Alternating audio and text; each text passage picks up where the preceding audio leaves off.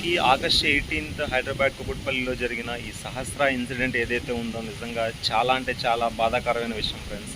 And మనకి ఒక చిన్న బ్యాట్ కోసం ఒక 14 ఇయర్స్ పర్సన్ ఒక 10 ఏళ్ళ అమ్మాయిని చంపడం అనేది చాలా అంటే చాలా బాధపడాల్సిన విషయం. అండ్ మనకి పోలీసులు పోస్ట్ బ్రీఫింగ్ అప్పుడు ఈ చంపిన వ్యక్తి ఎవరైతే ఉన్నారో ఎక్కువగా క్రైమ్ మూవీస్ చూస్తారని చెప్పి మనకి చెప్పారు. బట్ రీసెంట్ టైమ్స్లో ఈ సోషల్ మీడియాస్ కానీ ఈ ఓటీటీ కల్చర్ వచ్చినప్పటి నుంచి పిల్లల్ని ఎలా ఇన్ఫ్లుయెన్స్ చేస్తుందో మనము ఇది ఒక చిన్న ఎగ్జాంపుల్గా తీసుకొని పేరెంట్స్ అయితే పిల్లలతో కొంచెం టైం స్పెండ్ చేయడం, వాళ్ళని ఎడ్యుకేట్ చేయడం అండ్ అప్పుడప్పుడు వాళ్ళని మోటివేట్ చేస్తూ వాళ్ళకి నీడ్స్ ఎటువంటి నీడ్స్ ఉన్నాయో వాళ్ళని ఐడెంటిఫై చేసి వాటిని ఫిల్ఫిల్ చేయాలని నేను అనుకుంటున్నాను. అండ్ ఖచ్చితంగా మీ పిల్లలతో కొంచెం టైం అయితే స్పెండ్ చేయండి.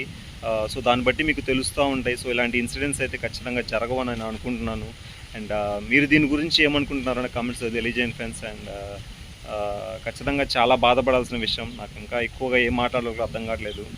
అంతే ఫ్రెండ్స్, జై హింద్. Thank you friends.